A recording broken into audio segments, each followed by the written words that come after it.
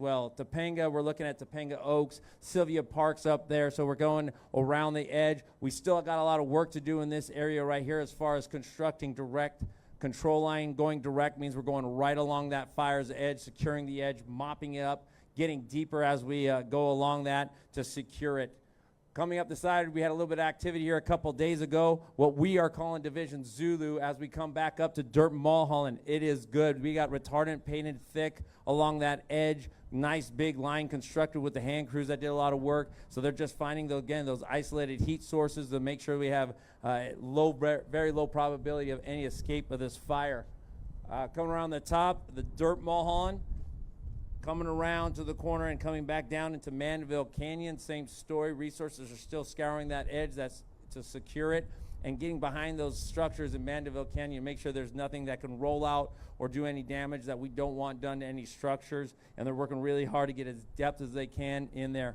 Overall, that's the more brush area of the fire. As the top half of the fire. Find very little activity in there. We do still have helicopters up there dropping on those heat sources to help the ground crews out.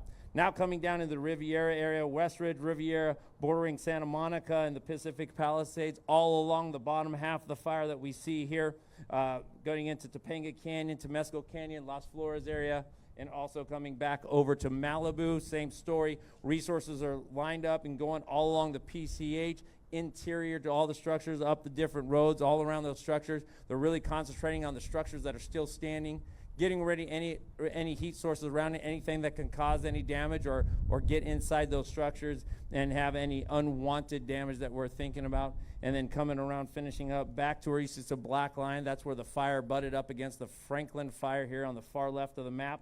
And it's looking really good. We still have eyes on it. We still have resources in the area.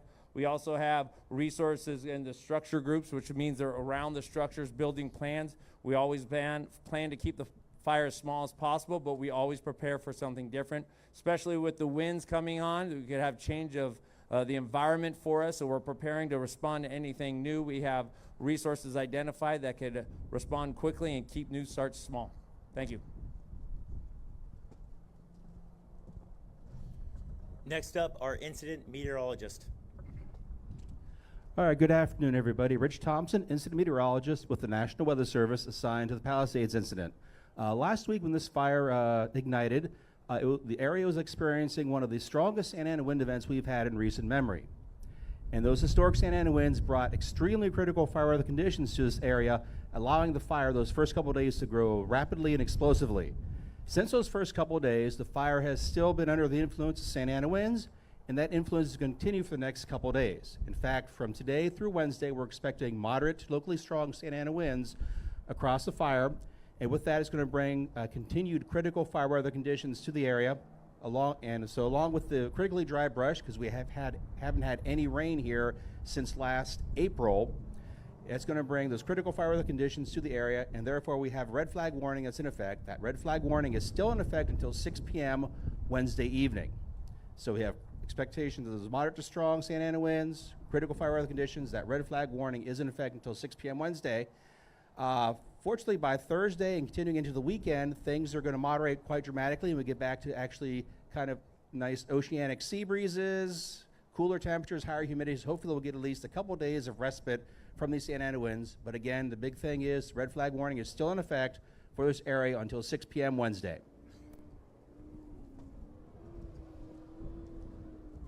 Thank you. Now I'd like to invite all of our speakers and guests up to the stage, please.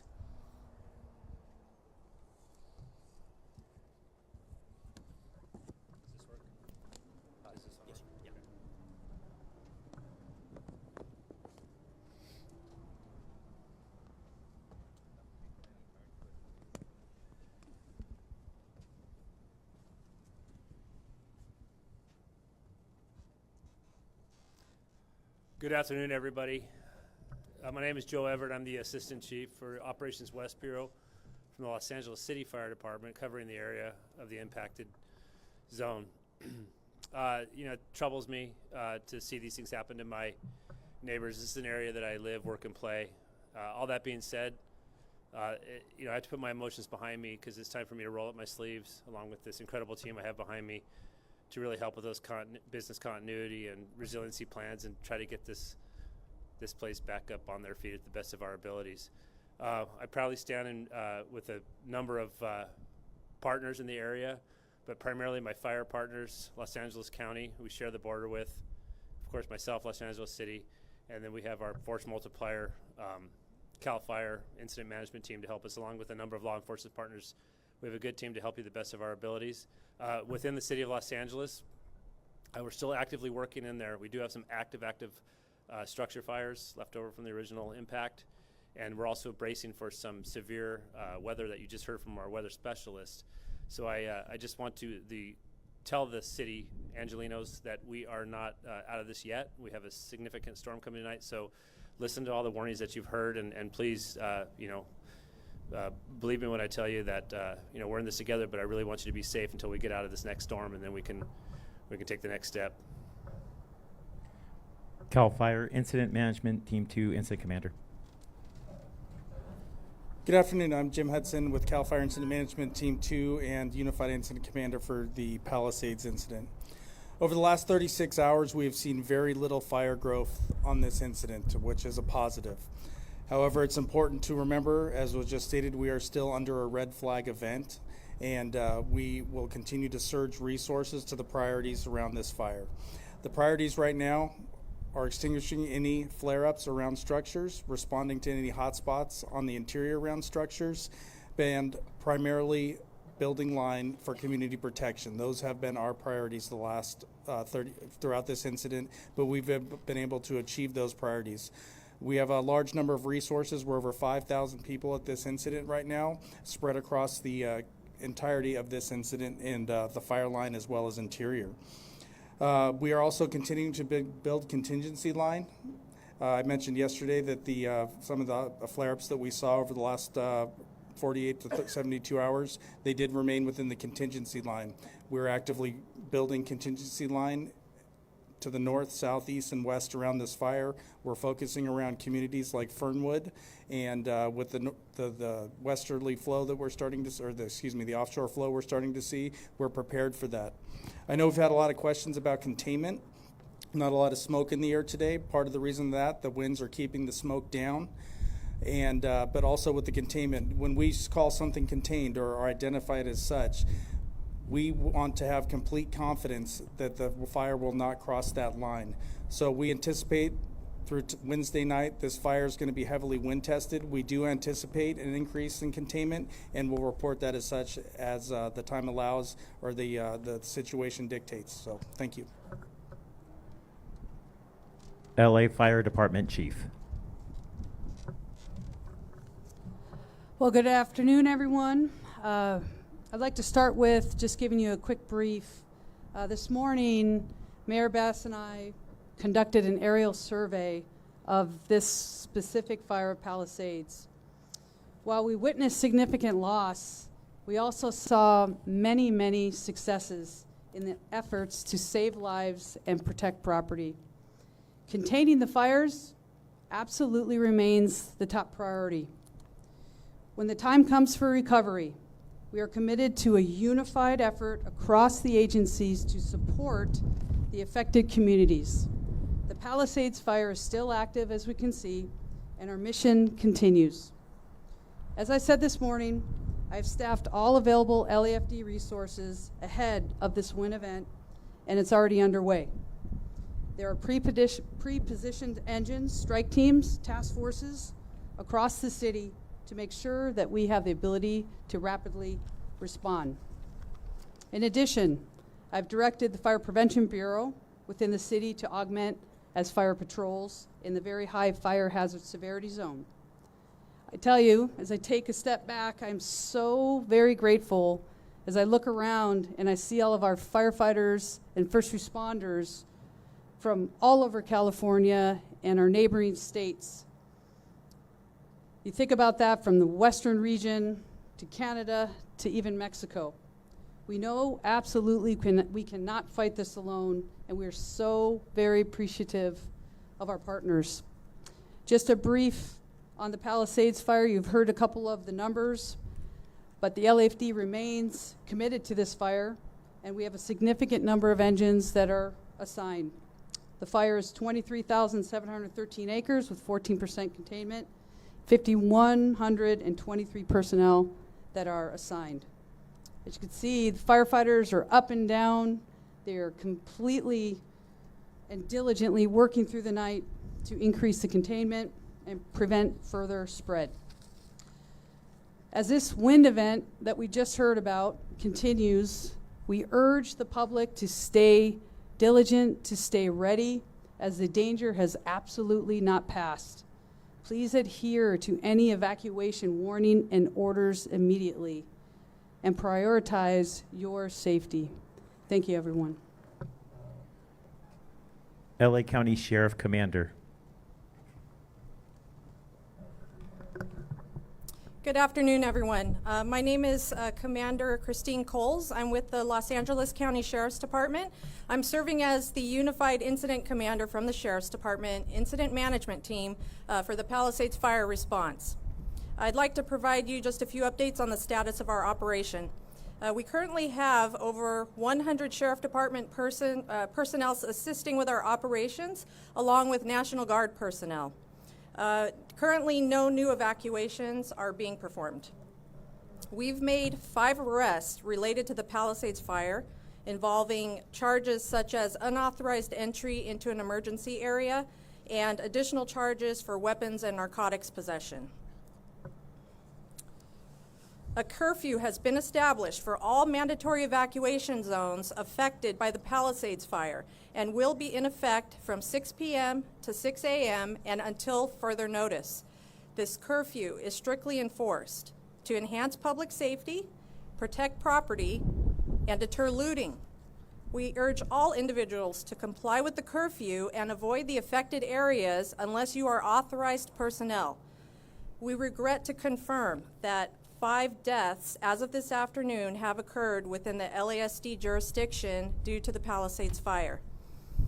In collaboration with the Los Angeles County Fire Urban Search and Rescue Team and multiple other agencies, search and rescue operations began this morning in designated areas which were affected by the fire.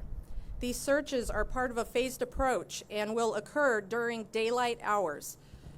The goal of the searches is to ensure that areas are made safe prior to entry and to ensure every resident is accounted for. I can't begin to comprehend the anguish that some in the community are feeling, and I'm so sorry for all the losses that you have suffered. However, we ask that you understand that thorough searching must be conducted in these areas to render them safe and to provide conclusion for those that have been reported missing. We appreciate all the cooperation that you give us during this tragedy. Thank you. LA County Fire Department Chief Harris. Good afternoon. Again, my name is Robert Harris, and I'm with Los Angeles County Fire Department. I'm one of the Unified Incident Commanders assigned to this incident. Your Los Angeles County Fire Department understands that the community is in need of information. To assist the community in understanding or knowing the status of their property, impacted residents may visit recovery.lacounty.gov to view preliminary maps showing the damage assessments. Please note that preliminary maps have been posted and are updated daily. If you look at the map and you do not see a color by your address, that means that that building has not been assessed as of yet. As stated by my colleagues, severe weather conditions will continue through Wednesday. Please be assured that the Los Angeles County Fire Department is prepared, and we are anticipating winds and low humidity and low moisture, which will be a threat to the Los Angeles County area, and it will be critical. We ask all Los Angeles County residents in fire-prone areas to understand that the public safety shutoffs are critical and necessary for the collective safety of the community and for preventing additional wildland fires. There are rumors out there that the Los Angeles County Fire Department turned down offers for mutual aid. We want you to be assured that these rumors are totally false. However, We would like to make it totally clear that repopulation will not occur until the area is safe for our residents to return home. We would like once again to thank Supervisor Lindsay Horvath for her unwavering leadership and continued support through this unprecedented disaster. And finally, to the residents of Los Angeles County affected by this catastrophe, please be assured that our firefighters continue to work toward containing these wildland fires from the land and the ground so that we can get you home relatively as soon as possible. We stand alongside of you during this terrible disaster, and we will be with you during the recovery effort. Thank you. LAPD Chief. Well, good afternoon. I want to assure you that the LAPD and all of our partners here remain fully committed to your safety and well-being as we move forward through this together. Just a bit on our deployment. LAPD officers are performing increased patrols in the areas impacted by the fires. For a 24-hour period, we have deployed roughly 600 officers to these areas with support from the Los Angeles Airport Police, Port Police, and the National Guard, who has 200 soldiers assigned to the Palisades incident, and we're very grateful for all of their support. On the missing persons front, certainly a concern for everyone.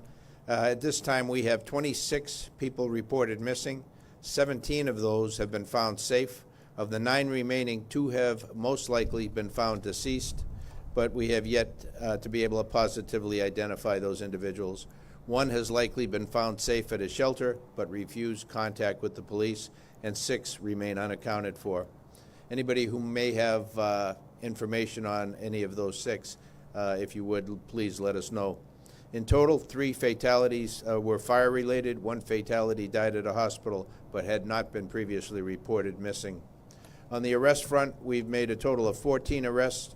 3 of those were for failure to obey curfew, impersonating an officer 1, impersonating a firefighter 1, unauthorized entry to a closed emergency area 2 people, 1 for driving under the influence, 1 for vandalism, 1 for possession of ammo and burglary tools, 2 for burglary, and 2 for conspiracy to commit burglary. So in spite of what we say up here, there are people who are still going to take advantage of the situation, so please help us out with that. Animal services, on that front, we're sensitive to the fact that in the rush to evacuate, many residents were forced to leave their pets behind. In order to help residents gain access to the pets that were left behind, Animal Services is accepting calls and creating a list for CAL FIRE to assist with facilitating reunification with their pets. That number is 888-452-7381. And Animal Services deploying 2 animal regulation officers here to the Zuma command post to be able to assist in that and inspect undamaged properties for animals. Again, just a reminder on the curfew, my partner, Commander Coles, mentioned the curfew order will remain in place tonight from 6 p.m. to 6 a.m., and unless you're public safety personnel or other disaster workers, you have no reason to be at these locations. If you are in those areas, as you've heard over and over again, you will be subject to arrest. Enforcing a curfew is an important tool to keep the burn areas and evacuated property secure and to keep looters out.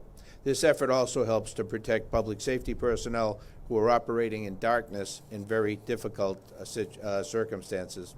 As you heard previously, there's still a threat there from gas lines, electricity down, power lines, not to mention the toxic environment that's been created. So unless you have a real official reason to be there, please stay out. In closing, I just want to reiterate that our department, that all of us standing be here with you today before you, are with you. We're here for you for the duration, not only to ensure your safety, but provide support and resources necessary to recover and ultimately rebuild. I want to assure the community that we're working tirelessly every day to protect lives, property, and maintain public safety during this critical time. Thank you for your understanding, your patience, and your resilience during this very, very difficult time for all. Thank you. CAL FIRE Director.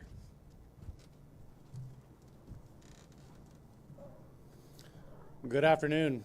My name is Joe Tyler. I'm the Director and Fire Chief at CAL FIRE.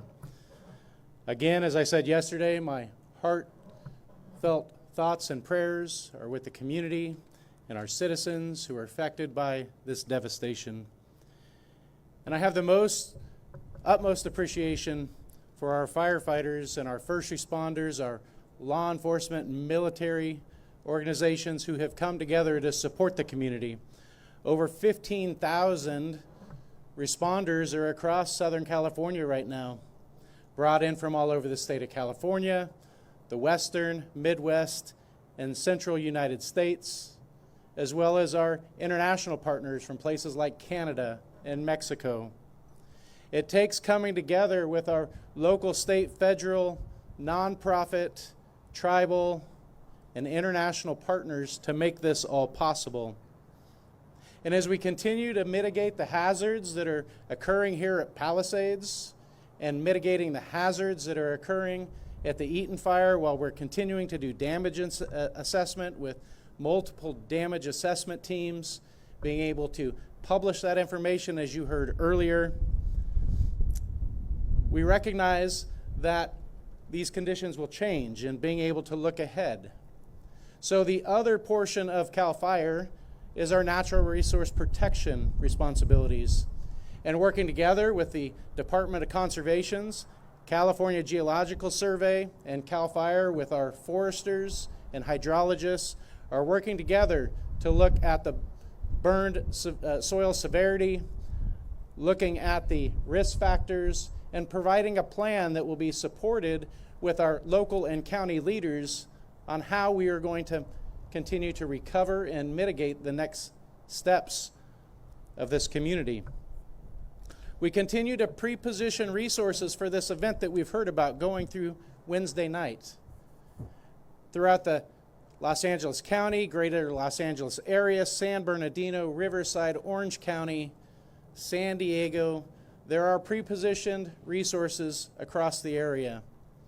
We have moved aircraft to various Southern California airports while we continue to support the Palisades and the Eaton, making sure that they are out of the wind-prone area and are able to get off the ground when needed. We set up a mobilization center. It's sitting in Beaumont, California at Noble Creek Park. For resources to be filled in that mobilization center as a staging area to be able to move them north, south, east, or west. As we continue through this event for the next 2 days through Wednesday evening, we need you to remain vigilant, ready to evacuate, heeding the caution of law enforcement, military, National Guardsmen, your firefighters. Heed their warnings so they can fight fire and not have to focus entirely on rescues. For additional information, as you heard and you will hear, you can go to a variety of links on websites to find out more information that's available. But from CAL FIRE's perspective specifically, fire.ca.gov, links to all of our local and county official websites. And to prepare yourself better, go to readyforwildfire.org. Thank you. CHP Commissioner. Good afternoon. I'm Sean DeRee. I'm the Commissioner of the California Highway Patrol. Currently, the CHP has over 700 officers that continue to be on tactical alert in the LA region. 248 of those during this 24-hour period are assigned to both the Pacific Palisades and the Eaton Fire. Their general role is general law enforcement support for the Los Angeles County Sheriff's Department, Los Angeles Police Department, looter suppression. Many of them are on traffic control. Just a message, I would ask you to have patience with the officers that are on traffic control. They are not the ones making the decision to deny entry, to not allow people to reoccupy. We're interacting with a lot of members of the community. Emotions are high, and that's being taken out on the officers. During briefing, we're asking our officers to have empathy, to show patience, and we'll ask the community to have some tolerance for the officers as well. The CHP is in this for the long haul, along with all our other state partners, as we mitigate this tragedy. Thank you. Next up, California State Senator Ben Allen.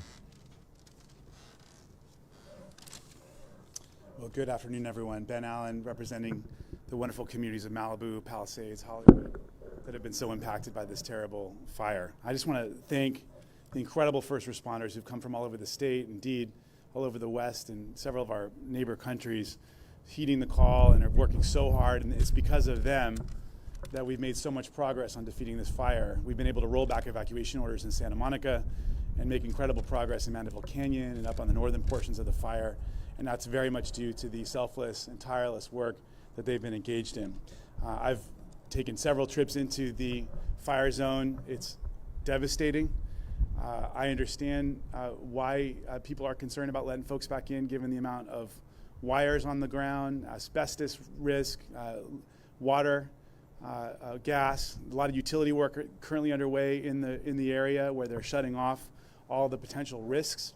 It's going to be a long and arduous process. I brought one of the ranking member of the committee that oversees FEMA in the U.S. Congress there today. We talked about resources for the area, and I certainly hope and expect that our fellow Americans from around the country will step up and help us through federal assistance, just like we do every single time in other parts of the country as they've had storms and challenges with hurricanes and issues on the Gulf. Senator McGuire came, the leadership of the state Senate. We talked extensively about ways that the state is going to help. We talked also extensively about the rebuilding efforts in some other cities in the state, such as Santa Rosa, which burned down 6 years ago, and it's now been rebuilt. And I think that's a story of inspiration for us as we think about a path moving forward. We were also so happy that the president came to visit some of the fire site and offered a 100% reimbursement rate for the firefighting and first responder efforts. And the governor's now stepping up with a major infusion, $2.5 billion just proposed just now to assist with fire recovery efforts here in Los Angeles. He obviously came out with a big announcement on permitting reform yesterday. Our attorney general and district attorney are working hard on both looting issues, but also price gouging and making sure that people don't take advantage of folks who are vulnerable. There's a lot of work to go ahead now, including in the world of insurance. And part of what's so important about the efforts that were just announced was that insurers oftentimes require photographic evidence of the destruction of the properties in order to get to pay out their insurance reimbursements. And that's why this kind of work going through and documenting the destruction property by property is so important for folks. It's not just the sense of closure, which we know is incredibly important as well, but it's also going to assist people with insurance. The insurance commissioner is actually bringing 2 weekends full of workshops. First of all, this weekend, the 18th and 19th at Santa Monica College, and then the following weekend at Pasadena City College to largely service the folks who've been impacted by the Eaton fire. So we're hosting that workshop at SMC this coming weekend, and there are going to be people from private sector insurers, the FAIR Plan. It's going to be a one-stop shop for you to get all of your insurance questions answered in person, so you don't have to be stuck on hold on a line. You can make appointments. Walk-ins are accepted, but we're certainly encouraging people to make appointments. 800-927-4357. That's 800-927-4357. Again, this has been a devastating few days for our community. I've lost so many of my friends have lost their homes. Just was at my synagogue, which is based in the Palisades, on Friday night as we had a service of healing, and over a third of the congregants there have lost their homes, including both of the rabbis. It's just a very difficult moment for us, and we certainly appreciate all of the people who stepped up to help the victims, both through offering places to stay, the incredible outpouring of donations of all kinds in those recovery centers and in the shelters. It's really been a moment of what made me proud to be an Angelino and proud to be an American. So I just want to, again, send out my hope and expectation that our fellow Americans will help us in our time of need through FEMA assistance and other recovery assistance. I can't believe it will be anything other. And I want to just close by saying God bless our firefighters and our first responders who have been working so hard, who have thrown everything they have at this fire, and they're a big part of the reason why we're now on such a track towards success in ending this fire. Thank you, and God bless our firefighters. Next up, United States Senator Adam Schiff. Just want to start off by referring to the remarks of the incident commander, Jim Hudson, who I think said we have seen very little forward progress on the fires in the last 36 hours. That is some very good news that we have all been desperate to hear. If we can say the same about the next 36 hours, we will be indeed fortunate and maybe begin to move into a different phase of this. But the only reason we've made that progress in the last 36 hours is because of the folks that are standing behind me on the stage and literally thousands and thousands of others that are deployed throughout these fire areas. This command center right here, we have 5,000 people operating out of it. It's like a fire army operating from here. So I'm grateful for what the governor and his staff have done to help organize this response. I'm very grateful to CAL FIRE for your leadership in this, to my colleague Alex Padilla, to LA City Fire, LA County Fire, to the police department, the sheriff's office, to the weather service, to FEMA, to SBA, to everybody who's coming together. In the public sector and the private sector, it's been an extraordinary effort. I was at one of the shelters earlier today, seeing what Red Cross volunteers are doing and Salvation Army volunteers are doing. Many of these shelters are being inundated with offers of help from the community, which is just so heartwarming. And talking to some that have lost their homes and lost everything but their lives, it is inspiring to see how strong and resilient they are, how determined they are to rebuild and to bounce back from this. And so there's a lot to be inspired by in this time of trial. There's also a lot to be infuriated by, and I would just say to those of you out there who are looting, adding injury to injury for these people who have lost their homes, there is a special place in hell for you. And if the folks behind me have anything to say about it, there'll be a special place in jail for you too. And I would also add, for anyone, as we've seen in prior disasters, who are looking on this as an opportunity to defraud taxpayers and try to steal money meant for the relief effort, there's a special place in hell for you too, and we are going to go after you. But I'm so grateful for what everyone around here is doing. I want to urge any who are watching in the insurance industry to move with urgency when people are coming to you with their claims, because many can't proceed very far with FEMA until they determine what's covered or not covered. And so we need you to treat all of those affected like the members of your family. Some indeed are members of your family, but we need the insurance industry to move on this with urgency. And I also want to tell people who have applied to FEMA, you may have gotten a quick response that looks like you're not going to get any help from FEMA because you have insurance. You may not qualify for most of FEMA. If you have insurance, you may not qualify for everything, but there may be funds nevertheless that you do qualify for. So read carefully what response you get from FEMA. There are also, in addition to grants that FEMA has, there are low-interest loans that the SBA has to help you rebuild homes and businesses. So there are resources out there. We're going to be trying to bring more resources back. This is going to be an intensive recovery effort. Our first priority right now is to put down the flames, make sure people are safe. And then we need to move with speed to clean up the debris, which, as Senator Allen was pointing out, there are still fires in some of these residential burn areas. There are wires, there are poles down. There is just a huge amount of ash and debris that is unhealthful to be around and breathe for sustained periods. We're going to need to clean all that up. Obviously, we want people to be able to access their personal possessions that still remain. But we need to, when the time comes, we need to move up that cleanup effort and really get to it. As well, the process of rebuilding, I'm glad to hear the governor talk about streamlining the permit process. We can't have this drag out for 10 years. We need to get this done urgently. Let's make this a model on how you can quickly rebuild after a major disaster. Finally, to so many of you who are struggling with what you've lost.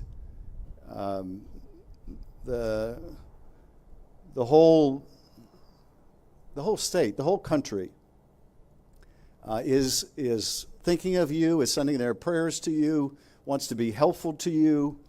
We're going to get through this. We are in California nothing if not resilient. We are going to rebuild. These neighborhoods will be rebuilt. Communities that you love will be rebuilt. We want you to come back.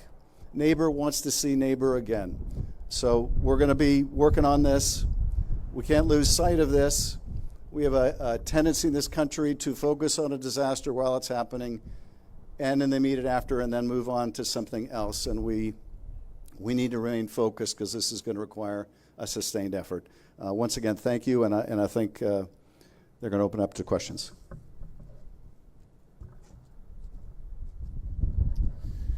We're incredibly grateful to be joined by our partners from the California National Guard as well. Also, we have our partners from ATF and the Mayor of Beverly Hills. So if you have any questions for anybody on stage, we're going to move into the Q&A portion. My partner, Captain Scott, is out there with a microphone. If you have a question, if you could please raise your hand. He's going to get the question read out loud, and we'll find the best person to answer it. First question's in reference to the fire caused by CNN's Julia Jones. Hi there. Good afternoon. Thank you for answering our questions. My question is about the investigation and one of the hypotheses that was raised in an article by Times about the possibility of this fire that might have started from a fireworks fire near a popular hiking trail near here over New Year's Eve. Could you speak to that hypothesis and whether or not the fire appears at this point to have human causes? Yeah, thank you for that. If they're looking at all possibilities, they can't talk about the investigation while it's ongoing. As you know, they're also looking at the cause and point of origin for all of these fires. So the task force that we mentioned yesterday that's together is being led by the Bureau of Alcohol, Tobacco, and Firearms. They are the best in the business at doing this, working closely with our Major Crimes Division and the Sheriff's Arson and Explosives Section and the FBI as needed as well. So you're not likely to hear anything specific about the questions you're asking now until that comes to a resolution. So I apologize for not being able to be more detailed on that. Second question will be in reference to the death toll by Spectrum One's Chase Beach. Hi there. Just hoping to get a bit of clarification, maybe from the Sheriff's Department.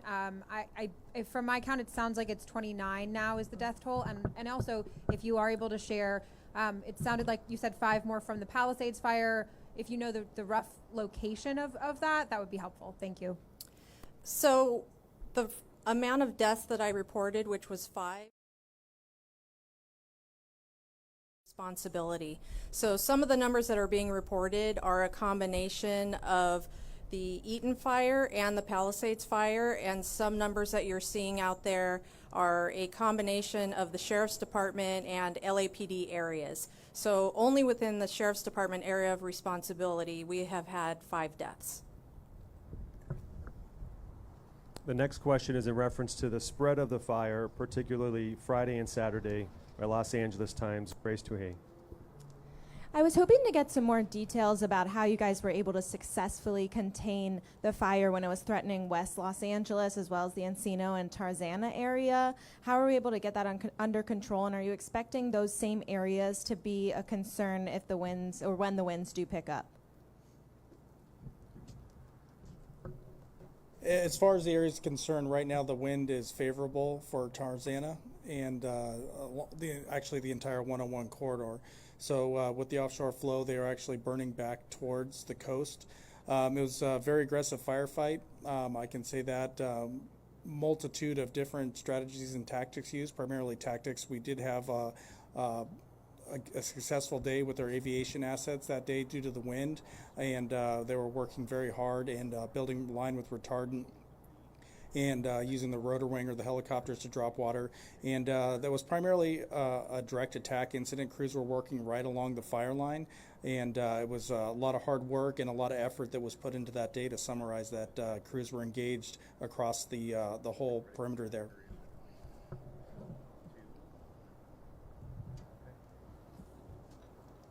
Next, we have a question from Ross with KCAL, 3 parts, and he'll go through all 3 of them.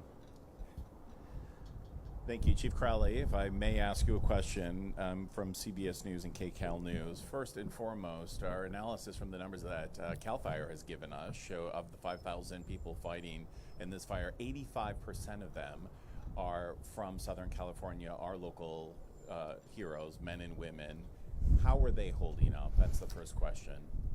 So I'll speak specifically from our LAFD members, and please join in. I tell you, our people are resilient. They are working extremely hard. I did have the opportunity to speak directly with our members that are assigned to the local fire stations, where it was initially, they were fighting fire. And I tell you, they stand strong and proud. But I also want to tell you in the community that they feel what the community is feeling. Their community is our community and vice versa. So we visited the fire stations and our people are fatigued, but they keep showing up. And I'm extremely, extremely, extremely proud of them. And I'm sure that goes across the board with every single entity that is reported to this specific fire. They're incredible.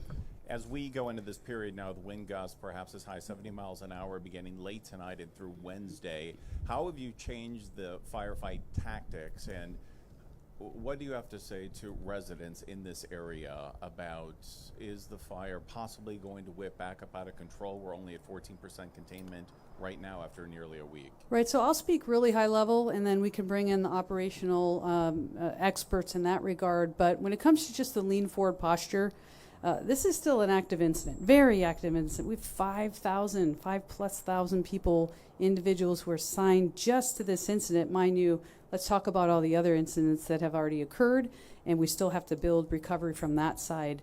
That lean forward posture is very, very important. Do not let your guard down. The winds are here, so that's what we need the community to pay attention to specifically. When it comes to the operational side, again, even outside of the Palisades fire, just be resilient and be mindful about the information that's coming out. Let me ask you what homeowners have been asking us in the areas that have tragically already been burned through, in Palisades, for example. Every homeowner wants to know when they can return to their homes. So Angelinos are strong, as you know. They just want it straight. Is it going to be days or weeks or possibly months? What is your best estimate at this time? Right, so I would love to bring in when we talk about repopulation, we have messages over and over again, and I understand the frustration. Number one, the community needs to understand, still active, we are still searching for individuals, families that are missing, family members that are missing. There's an active search. And when it comes to it not being safe, I know that is so frustrating, but that's what takes the time. I will tell you and guarantee you that when it is safe to do so, we will allow the population and repopulation in the community to come back in. That is top of mind, but just as important of top of mind is the safety of those individuals as well. I'm not sure if anybody else wants to speak on the timing. But the estimate, Chief, realistically, it will not, what I can say, it will not be days. And with that, I think, again, stand by for more information. We have so many individuals here to do what we need to do to manage what's happening out there. Repopulation and getting our community members back so they can see it and understand it is really, really important to every single person that's here. That is top of mind. We'll make sure we'll do it as quickly as we can, but it has to be safe. And in the meantime, if homeowners go to those links, they can see photos as well of their properties. Photos, so that's brand new. That's a huge step forward. That is a step forward, and I don't want to speak for the individuals that are doing that, but that is a big step forward. Thank you. I think that concludes the questions. We would like to make one mention there. It was mentioned the Mayor of Beverly Hills, of course, that's the Mayor of Malibu, Doug Stewart. So if there's any other questions or Spanish, they'll be happy to be handled. Thank you.